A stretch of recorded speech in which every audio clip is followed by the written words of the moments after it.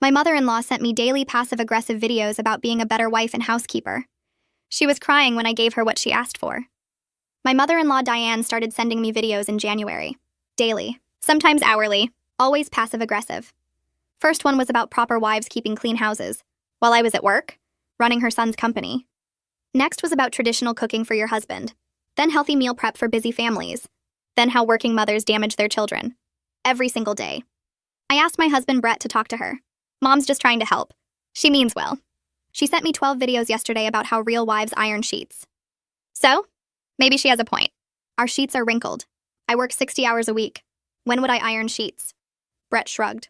Mom stayed home. She had time for these things. By February, Diane was sending themed collections. Monday was cooking failures. Tuesday was parenting mistakes. Wednesday was housekeeping tips. Thursday was weight loss motivation. Friday was marriage advice. Always with little comments. Thought this might help. Or just saw this and thought of you. Or this reminded me of someone. I blocked her number. She called Brett crying. Your wife blocked me. I was just sharing helpful content. Brett made me unblock her. She's my mother. Be nice. The videos resumed immediately. Now with guilt trips. Sorry if my sharing upset you. Just want what's best for my son. Then 5 videos about ungrateful daughters-in-law. I tried ignoring them. Diane would ask Brett if I watched them. Did she see the one about organizing closets? Her closet is a disaster. Brett would ask me. Did you watch Mom's videos? She picked them specifically for you. No, Brett. I don't have time for your mother's passive-aggressive TikToks. She's trying to bond with you. This is how she shows love. By March, Diane was visiting weekly to follow up on her videos. I see you didn't try that cleaning hack I sent. Your baseboards are still dirty. The videos got worse. How to be a better wife. Signs your marriage is failing. When women let themselves go. Is your wife meeting your needs? Each with crying emoji reactions. So helpful. Must watch. Brett still defended her. That's just her personality. She's old-fashioned. Ignore it if it bothers you. But he wouldn't ignore it. He'd mention things from her videos. Mom sent something about meal planning. Might save us money. Mom saw this thing about working less for family time. Mom thinks you should consider it. I finally snapped when Diane sent a video about signs your son married the wrong woman. With the comment, this was so interesting. That's when I decided to play her game, but better. I started with Brett's family group chat. Shared a video about toxic mothers-in-law. So fascinating.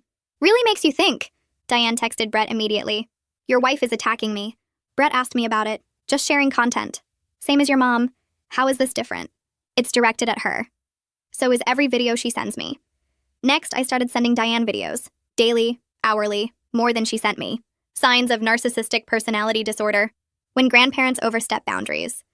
Dealing with controlling mothers. Each with enthusiastic comments. This reminded me of someone. Sound familiar? Must watch. Diane called Brett crying again. She's bullying me. Brett confronted me. Stop sending mom videos. Why? She sends them to me. That's different. She's trying to help. So am I. These videos might help her understand boundaries. Week 2, I escalated. Found Diane's church friends online. Started sharing videos on their pages. How to support your friend through difficult times. When someone you love needs therapy. Helping friends recognize toxic behaviors. Tagged Diane every time. Thinking of you. Diane was mortified. Her friend Carol called her. Honey, are you okay? These videos your daughter-in-law is sharing are concerning. By week 3, I found the motherload. Diane's boss was connected to Brett on social media. I shared articles about workplace age discrimination. How older employees struggle with technology. When senior workers can't adapt. Tagged both of them. Interesting read about generational differences. Diane's boss started watching her more carefully. Noticed she couldn't figure out the new software. Had been hiding it for months. Suggested she might be happier retiring. Diane panicked. Called Brett sobbing. Your wife is ruining my life. She got me in trouble at work. Brett was furious. You contacted her boss? No, I shared public articles on social media. Your mom taught me that sharing content is showing love. This is vindictive. So is sending me weight loss videos when I'm 4 months postpartum. Brett finally watched all her videos. Scrolled through months of passive-aggressive content. His face changed. I watched him scroll. His thumb moved down the screen. Stopped. Scrolled again. His eyebrows pulled together. His mouth opened slightly. He kept scrolling. Each swipe revealed another video. Another comment from his mother. Another passive-aggressive suggestion about how I was failing. His face went from confused to uncomfortable to something that looked like embarrassment. He glanced up at me. Looked back at his phone. Kept scrolling. The silence stretched between us. I didn't say anything. I'd been trying to tell him for months. Now he could see it himself. All those helpful suggestions. All that well-meaning advice. 12 videos in one day about ironing sheets. 20 videos about meal prep. 15 about working mothers damaging their children. His face got redder as he scrolled. He reached January. Started from the beginning. Watched his mother's campaign against me unfold in reverse. When he finally looked up, his eyes had changed. Something guilty lived there now. Something ashamed. He tapped his mother's contact, held the phone to his ear. It rang, and rang, went to voicemail. He pulled the phone away and stared at it. Tried again. Voicemail again. His jaw tightened. He left a message asking her to come over tomorrow. His voice sounded different, harder, tense in a way I'd never heard when he talked about his mother. He said they needed to discuss something important. Said it couldn't wait. Hung up. Set his phone down on the counter. Looked at me. I waited. He opened his mouth. Closed it. Opened it again. That night in bed, he apologized. Said he should have listened to me. Should have taken it seriously. Should have watched the videos months ago. I accepted the apology. Then he kept talking. Said his mother probably didn't realize how it came across. Said she grew up in a different time. Said she meant well even if her methods were wrong. I felt my chest tighten. He was already making excuses. Already softening the edges. He could see the problem now. But he couldn't fully accept that his mother had been deliberately cruel. He needed to believe it was accidental. That she didn't understand boundaries.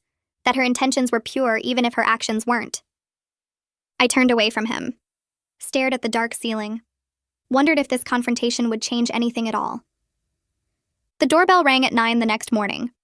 I was feeding the baby. Brett answered. I heard his mother's voice before I saw her, high and defensive. She swept into the living room. Her face was pinched. Her shoulders were up near her ears. She started talking immediately, about Carol asking weird questions, about her boss watching her too closely, about her church friends acting strange, about how I'd ruined her reputation, turned everyone against her, made her look unstable. Brett held up his hand, stopped her mid-sentence, said they needed to talk about the videos. She blinked, looked confused. What videos? The ones she'd been sending me, daily, for months. She pulled out her phone, started scrolling, showing him examples. See? This one about organizing closets. That one about healthy meals. This one about work-life balance. All perfectly reasonable. All helpful. Brett took her phone, scrolled through her sent messages, pointed at the screen. 12 videos in one day about ironing sheets. While his wife was running his company. While his wife was caring for their 4-month-old. His mother's face went blank. So? Sheets should be ironed. That's just basic housekeeping. Brett's voice got quieter, more controlled. That made it worse somehow. He said she'd sent me hundreds of videos, all criticism, all judgment, all suggestions that I was failing as a wife and mother. She straightened in her chair. Said I was being oversensitive. Said blocking her number was attacking her first. Said she'd only been trying to help. Brett stayed quiet. Let her talk. I watched him watch her. Saw him notice things he'd never noticed before. The way she turned everything around. Made herself the victim. Forgot all the months of harassment that came before I blocked her. I stayed silent. Didn't defend myself. Let Brett see it play out. He needed to handle this. Needed to see his mother's tactics without me in the middle. She kept talking. About how modern women were too sensitive. About how she was just sharing helpful content. About how I'd overreacted. Brett's face got harder with each excuse. He asked her about one specific video. The one about signs your son married the wrong woman. Asked her why she'd sent that one. What was helpful about that? She waved her hand. Said it was just interesting content. Educational. Thought I might find it useful to understand different perspectives. Brett repeated the title back to her. Signs your son married the wrong woman. Asked her again what was educational about sending that to his wife. She deflected. Said I was reading too much into it. Said it was just a video. Just content. Just something she'd found interesting. Brett's frustration showed on his face. His mother's refusal to acknowledge the obvious hostility was making him angrier than anything else she'd said. Her eyes got wet. Her voice got shaky. She said I was turning her son against her. Said she'd always been a good mother. Said she didn't deserve this treatment.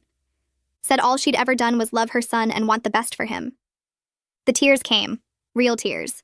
Years of practice behind them. Brett shifted in his seat. I could see him wavering. This was familiar territory. His mother crying. His mother hurt. His mother needing comfort. But this time he didn't move toward her. He stayed in his seat. Told her that her behavior toward me had been unacceptable. Said her intentions didn't matter if the impact was harmful.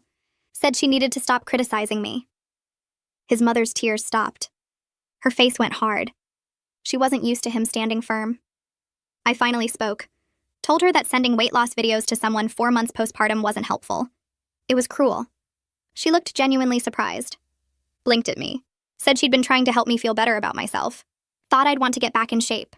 Thought I'd appreciate the motivation. I said motivation implied I'd asked for help. She hadn't asked if I wanted advice. Hadn't checked if I was struggling. Just assumed I needed fixing. Her mouth opened. Closed. She looked at Brett. He didn't defend her. She looked back at me. Something like confusion crossed her face, as if this perspective had never occurred to her. Brett suggested they all take a break, reconvene in a few days, let everyone calm down, think about things. His mother stood up, said no, said she wouldn't be disrespected in her son's home, said if this was how we wanted to treat her, she'd leave. Brett tried to stop her. She grabbed her purse, walked to the door, slammed it behind her. The house went quiet. I sat there holding the baby. Brett sat there staring at the closed door. I felt relieved she was gone, but worried this solved nothing. Worried she'd just regroup. Come back with new tactics, new ways to make herself the victim.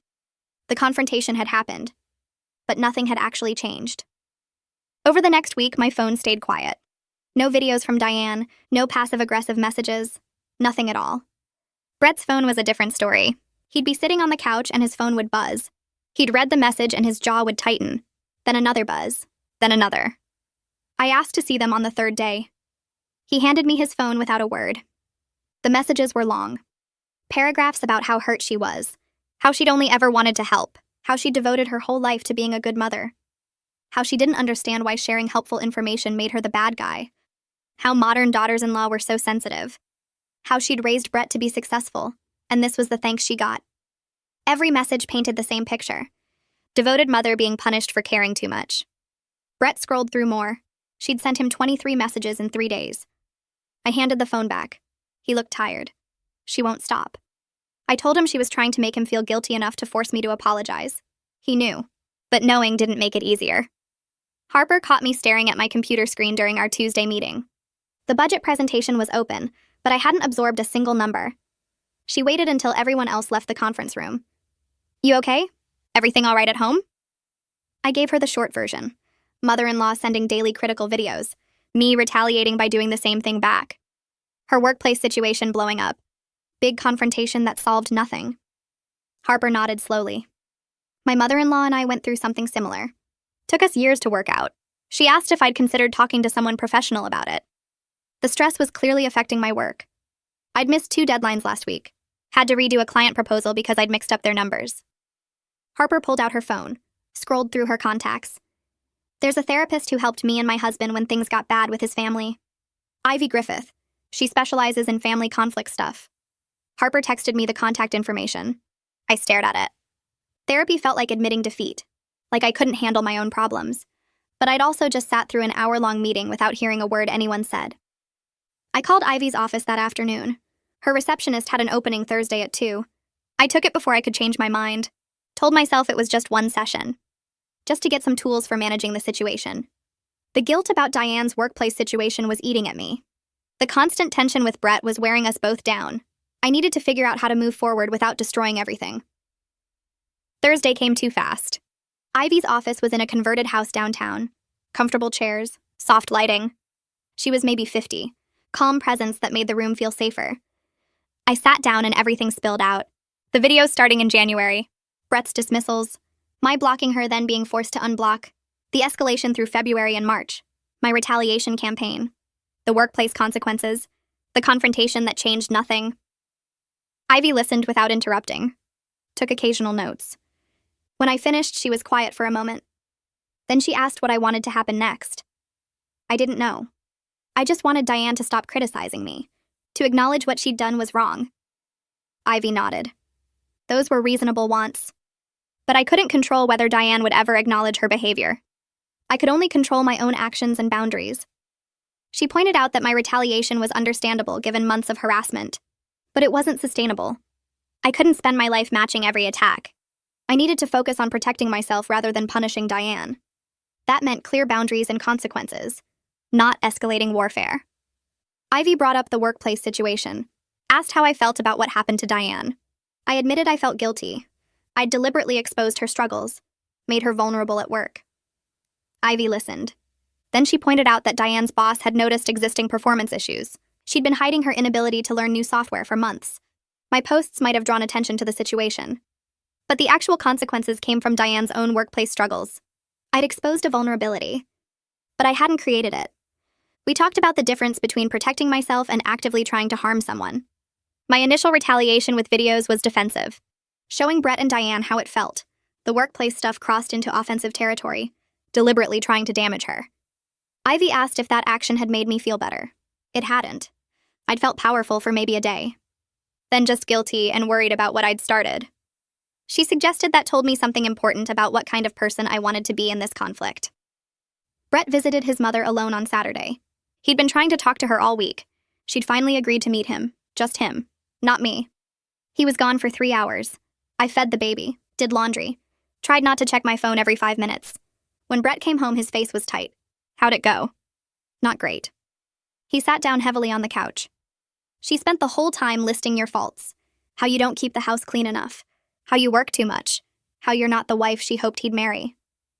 Every time he tried to redirect the conversation back to her behavior, she'd deflect. Bring up something else I was doing wrong. He'd asked her directly if she understood why the videos were hurtful. She'd said no. She was just trying to help. Trying to make sure her son had a good life. Brett had pointed out that her constant criticism was damaging his marriage. She'd said that wasn't her fault. That was my fault for being too sensitive. For not appreciating guidance from someone with more experience. Brett told me the worst part. He'd asked his mother if she'd apologize to me. She'd refused. Said apologizing would mean admitting she was a bad mother. That everything she'd done for 30 years raising him was wrong. Brett had tried to explain that wasn't what an apology meant. That acknowledging she'd hurt me didn't erase decades of good parenting. That people could make mistakes and still be good overall. She couldn't hear it. Her entire identity was wrapped up in being a good mother. Admitting she'd behaved badly toward me threatened that identity. So she'd rather lose access to her son and grandson than acknowledge she'd done anything wrong. Brett looked exhausted. I asked if he thought she'd ever come around. He didn't know. Maybe. Maybe not. His mother had always been stubborn, but he'd never seen her this defensive before. 2 weeks passed. Diane sent nothing to me. Sent daily guilt trips to Brett. I focused on work. Tried to repair the damage my distraction had caused. Caught up on deadlines. Fixed the client proposal. Attended meetings and actually participated. Then my phone buzzed with a text from Diane. We should move past this for Brett's sake. That was it. No apology. No acknowledgement of what she'd done. Just a suggestion that we pretend nothing happened. I showed Brett. He read it. Sighed. What do you think? I asked if he really expected me to accept this. To just pretend months of harassment never happened. To let his mother back into our lives with no consequences or changes. Brett rubbed his face. I don't know what else to do. She's not going to apologize. This might be the best we get. I told him that wasn't good enough. That accepting this non-apology would teach Diane she could treat me however she wanted with no real consequences. Brett didn't argue, but he didn't agree either. He just looked tired and stuck. My next session with Ivy was Monday. I told her about Diane's text, about Brett's exhaustion, about feeling stuck between accepting terrible treatment and losing Brett's family entirely. Ivy listened. Then she suggested something I hadn't considered. Family mediation. Her husband Neil specialized in exactly these situations. A neutral third party to facilitate communication, help everyone understand each other's perspectives, work toward boundaries everyone could live with. I was skeptical. Diane wouldn't listen to a therapist. She barely listened to her own son. Ivy said people often surprised you in mediation. The structured environment made it harder to deflect or manipulate. And having a professional point out unhealthy patterns carried different weight than family members saying the same things. I told her I'd try it if Brett and Diane were willing, but I wasn't optimistic. Brett agreed immediately when I brought up mediation. He was desperate for any solution that didn't involve choosing between his mother and his wife. I texted Diane, asked if she'd be willing to try family mediation with a professional counselor. Her response came fast. I don't need a stranger telling me how to treat my family. I showed Brett. He called his mother. I could hear her voice through the phone, high and defensive. Brett's voice stayed calm but firm. Mom, we need help working through this. I'm asking you to try mediation. Just a few sessions. If it doesn't help, we'll figure something else out. But I need you to try. Diane said no again. Said she wouldn't be judged by some therapist who didn't know their family, didn't understand their history. Brett took a breath. Then he said something I'd never heard him say to his mother. Mom, if you won't try mediation, I can't let you see us regularly. I need to protect my family. That includes you. But it also includes my wife and son. Mediation is non-negotiable. The phone went quiet. Then Diane's voice came back, smaller. You'd really keep me from my grandson? Brett's hand tightened on the phone. I don't want to. But I will if I have to. We need professional help to fix this. I'm asking you to meet me halfway. Another long silence. Finally, Diane agreed. Her voice was cold. Fine. If that's what it takes. Brett gave her Neil's contact information, told her he'd set up the first session. After he hung up, he sat there staring at his phone. That was the first real boundary he'd ever set with his mother. The first time he'd used leverage. The first time he'd prioritized his wife over keeping his mother comfortable. He looked shaken, but also a little relieved. I asked if he was okay. He nodded slowly, said it felt terrible and necessary at the same time. I understood that feeling completely. The first mediation session was scheduled for Thursday afternoon at Neil's office downtown. Brett drove us there in silence, his hands tight on the steering wheel. Diane's car was already in the parking lot when we arrived. She'd gotten there early, probably to talk to Neil first and set her narrative. We walked into the waiting room and she was sitting there with her purse clutched in her lap, her mouth pressed into a thin line. She didn't look at me. Neil came out and introduced himself, shaking all our hands with the same calm, professional grip. He led us into his office where 3 chairs were arranged in a triangle facing his desk. Diane took the chair farthest from me. Neil started by explaining how mediation worked, his voice steady and neutral. Everyone would get a chance to speak without interruption. We'd take turns. No one could dominate the conversation or talk over anyone else. These were the ground rules and they were non-negotiable. Diane shifted in her chair when he said that, crossing and uncrossing her legs. She wasn't used to being told she couldn't control a conversation. Her fingers drummed against the armrest. Neil asked who wanted to speak first, and Diane's hand shot up before he finished the question. He nodded at her and she launched into her prepared speech. She just wanted to help me be a better wife and mother like she was for Brett's father. She stayed home and kept a beautiful house and cooked 3 meals a day from scratch. She ironed the sheets and organized the closets and made sure her husband never had to worry about anything domestic. That's what wives did in her generation. That's what made marriages work. She was trying to pass on that wisdom to me because she could see I was struggling, working too much, letting things slide at home, not prioritizing my family the way I should. The videos were just helpful suggestions, ways I could improve, be happier, make Brett happier. She said all this like she genuinely believed it, like she couldn't hear how insulting every word sounded. Neil wrote notes on his pad without reacting. When Diane finished, he thanked her for sharing her perspective and asked if I wanted to respond. I took a breath and started talking.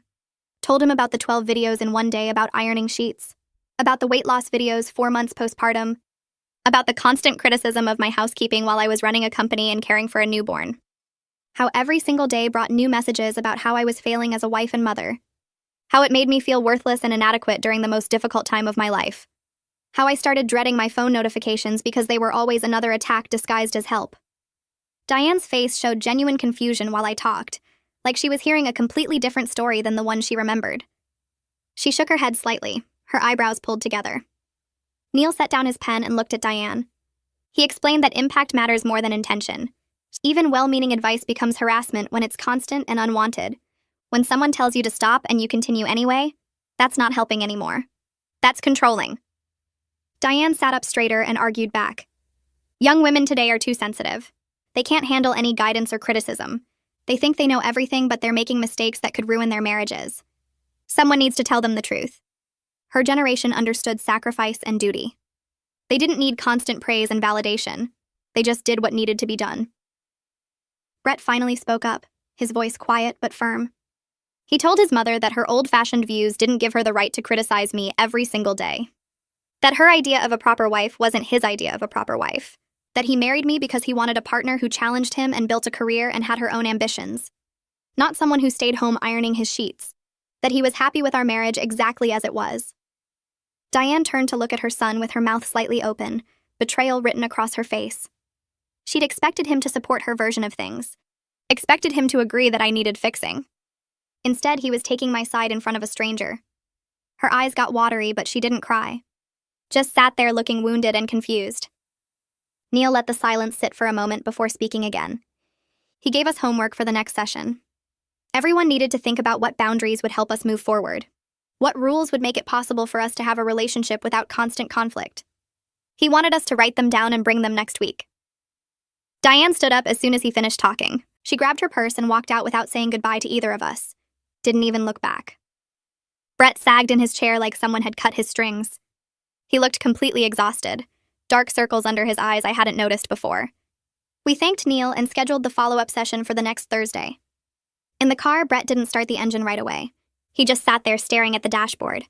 That was the hardest thing he'd ever had to do. Tell his mother she was wrong in front of someone else. But he knew it needed to happen. The next week, I had 2 sessions with Ivy working on my boundary list. She helped me figure out what I actually needed versus what I just wanted as revenge. No unsolicited advice videos was essential. No comments about my parenting or housekeeping unless I specifically asked for input. No involving Brett in complaints about me instead of talking to me directly. No dropping by without calling first. Those were the big ones. Ivy helped me write them in clear language that didn't sound attacking. We practiced how I'd present them without getting defensive or angry. She reminded me the goal wasn't to punish Diane, but to create a sustainable relationship. Writing everything down made it feel more real and less petty. These weren't unreasonable demands. They were basic respect. Brett worked on his own list at home. He showed it to me Wednesday night, and I was surprised by how thorough it was. He'd written down things I didn't even know bothered him. How his mother would call him at work to complain about me. How she'd compare our marriage to his parents' marriage like theirs was the only correct model. How she made him feel guilty for not visiting more even though he saw her every week. He admitted he'd been taking the path of least resistance for years, agreeing with her to avoid conflict. Not defending me because that would mean confronting her. He didn't realize how much damage that permission was causing. How it made me feel alone in my own marriage. He apologized again, and this time, it felt complete. Thursday came and we went back to Neil's office. Diane was already there again, sitting in the same chair. This time she looked smaller somehow. Less confident. We all sat down and Neil asked us to share our boundary lists. I went first, reading through my points in the calm voice Ivy and I had practiced. Diane's face got tighter with each item. When I finished, she immediately started pushing back. These rules would destroy their family relationship. She wouldn't be able to have a normal grandmother relationship with her grandson if she couldn't give advice. She was being shut out of her son's life. Brett presented his boundaries next, and Diane looked even more upset. She argued that family shouldn't need written rules, that this whole thing was making a simple misunderstanding into a huge problem, that we were overreacting and being cruel. Neil stepped in and asked what was really bothering her. Diane went quiet for a long minute, staring at her hands. Then she said something I didn't expect. She was scared of becoming useless to Brett's life. She'd spent 30 years being the most important woman in his world, teaching him things, taking care of him, being needed. Now he was married and had his own family, and she didn't know what her role was supposed to be. If she couldn't give advice or help with the house or guide us, what was left? The vulnerability in her voice shifted something in the room. Brett's face softened. He moved his chair closer to his mother's and told her that having boundaries didn't mean cutting her out. It meant creating a healthier relationship where everyone felt respected. She could still be his mother, still be a grandmother, still be part of our lives, just in a different way than she'd imagined. Diane nodded slowly but didn't look convinced. Neil suggested we all agree to try the boundaries for 3 months and then reassess. See if things actually improved or if adjustments were needed. Diane finally agreed, her voice small and tired. We all signed a copy of the boundary agreement Neil had typed up. It felt strange and formal, but also necessary. Like we were creating a new foundation to build on. The first week after signing the agreement felt strange.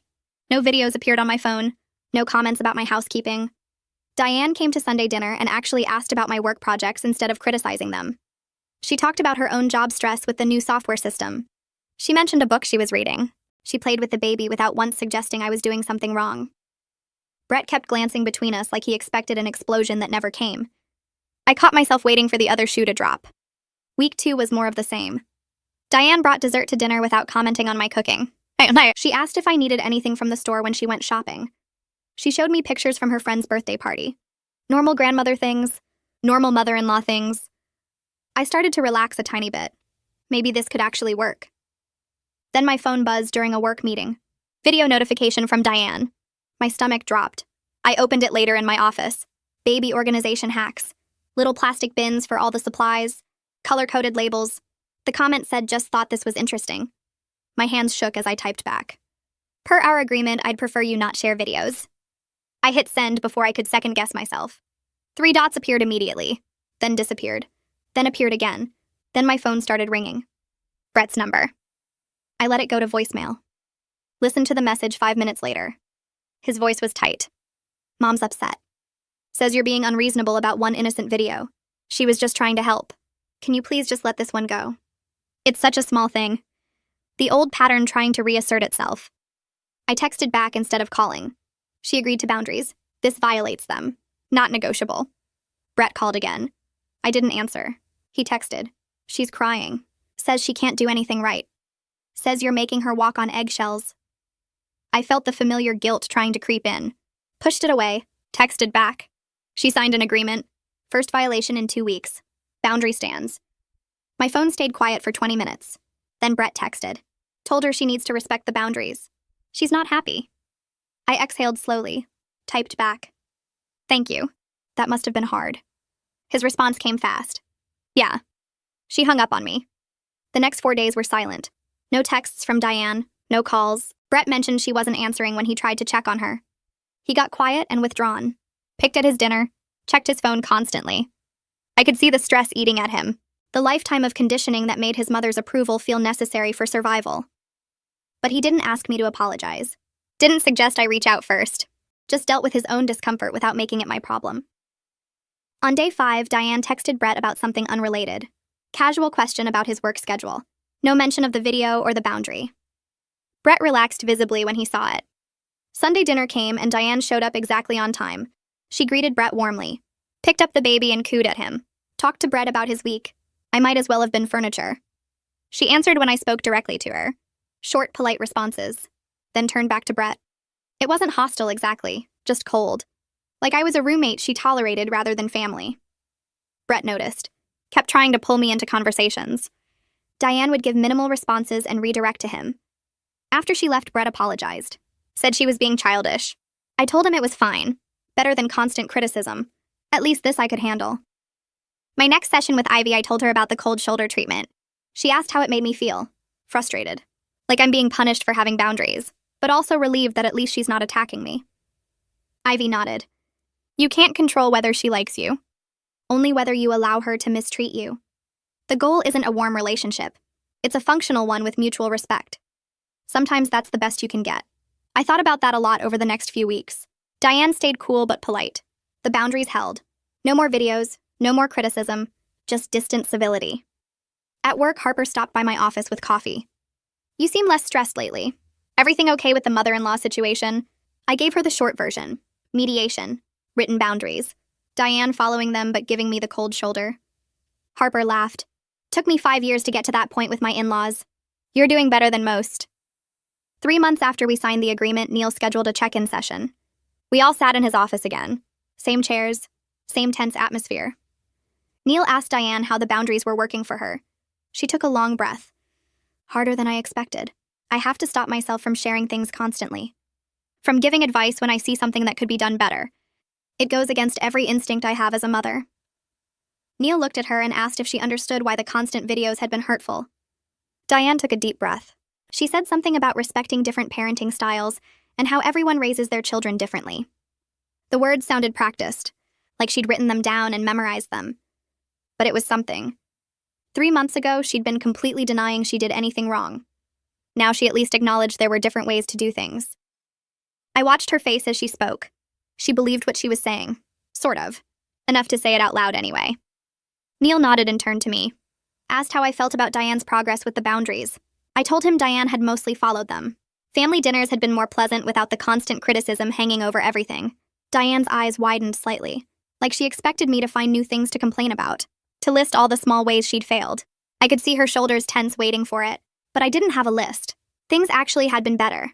Not perfect, not warm, but better. She looked genuinely surprised by the positive feedback, maybe even a little relieved. Brett spoke up next. Said he felt less caught in the middle now that there were clear expectations. He'd enjoyed having more relaxed conversations with his mother lately.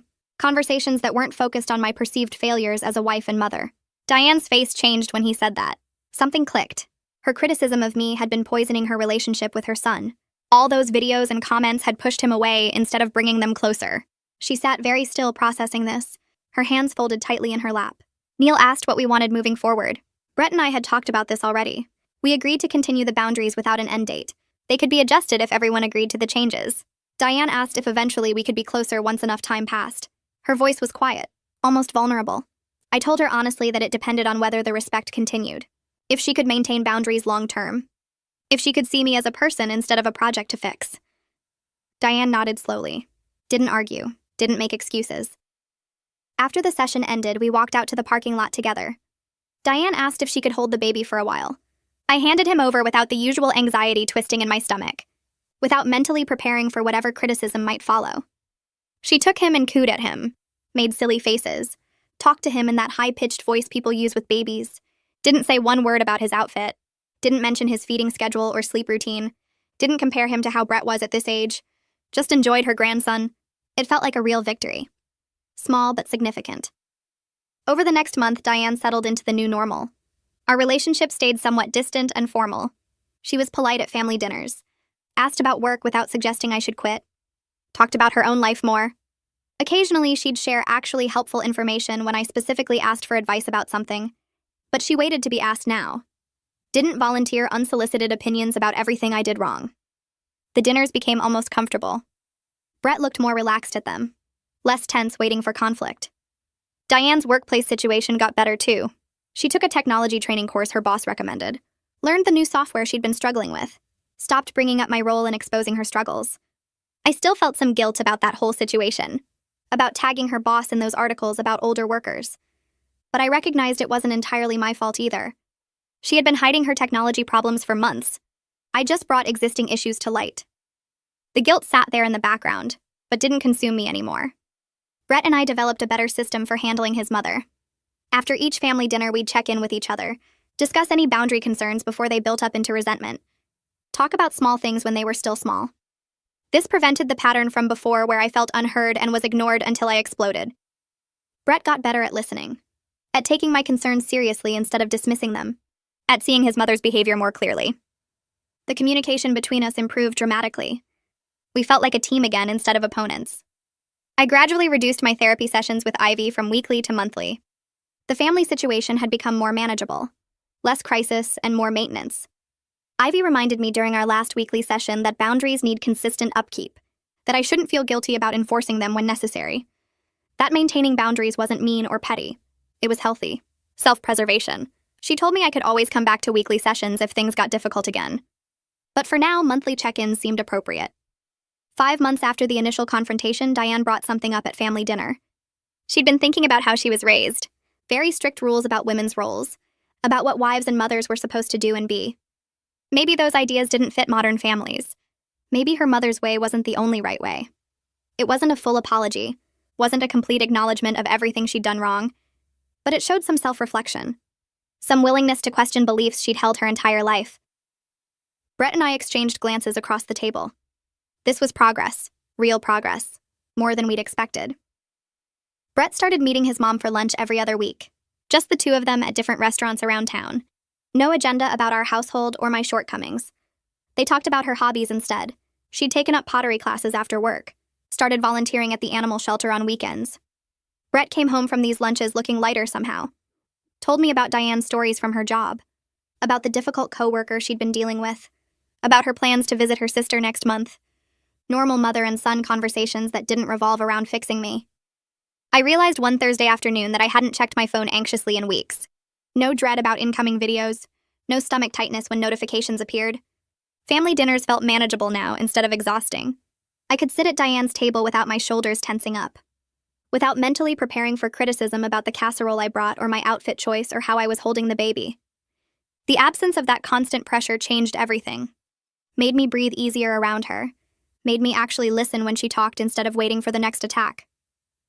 Diane brought it up at dinner one night, asked if Brett and I ever got date nights anymore, said she knew how hard it was with a baby, offered to babysit occasionally if we wanted. Brett and I exchanged glances across the table. We discussed it later that night after putting the baby down. Agreed to try short visits with specific pickup times. No overnights yet. Clear boundaries about feeding schedules and bedtime routines. The first babysitting session was 2 weeks later. We went to dinner and a movie. Kept our phones on the table the whole time. Checked them every 20 minutes. But Diane didn't call or text with problems. When we got home, she was rocking the baby in the living room. He was calm and fed and happy. She handed him over without commentary. Didn't mention anything about how we should be doing things differently. Just said she had a nice time with her grandson. We thanked her and she left. No drama, no boundary violations, no videos sent the next day about proper parenting techniques. Just a normal grandmother babysitting experience. Carol showed up at the next family dinner. Diane's friend from church, who I'd tagged in all those videos months ago. She hugged Diane and commented on how much happier she seemed lately. Said she'd been worried about her stress levels earlier this year. Diane admitted the workplace situation had been a wake-up call. That she'd been so focused on everyone else's lives that she forgot to actually live her own. Carol squeezed her hand and said she was proud of her friend for making changes. I felt a weird mix of guilt and satisfaction hearing this. Guilt because I'd deliberately exposed Diane's struggles. Satisfaction because maybe it actually helped her in some twisted way. Brett pulled me aside after dinner while Diane was saying goodbye to Carol. Told me he was grateful I stood up to his mom even though my methods were harsh. Said it forced him to see patterns he'd been ignoring his whole life. Patterns where he prioritized keeping his mother happy over supporting his wife. Where he dismissed my feelings because confronting her seemed too hard. He admitted he was raised to believe keeping his mother happy was his primary job as a son. That her emotional state was somehow his responsibility to manage.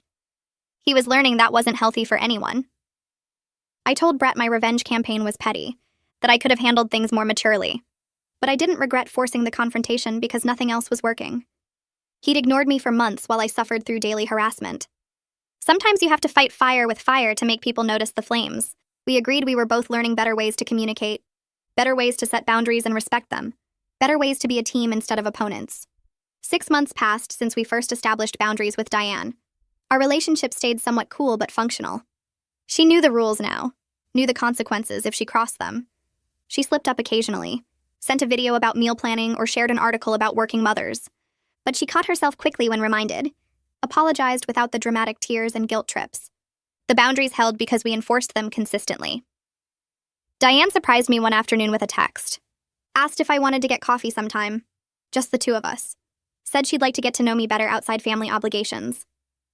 I stared at the message for a while. Showed it to Brett, who looked equally shocked.